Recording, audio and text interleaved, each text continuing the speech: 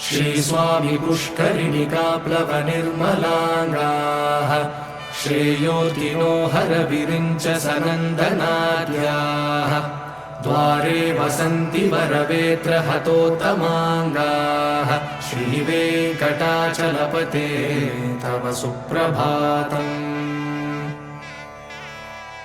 श्रीशेषशैलगरुडाचलवेङ्कटाद्रिनारायणाद्रिवृषभाद्रिवृषाद्रिमुख्या आख्यां त्वदीयवसतेरनिशं वदन्ति श्रीवेङ्कटाचलपते तव सुप्रभातम्।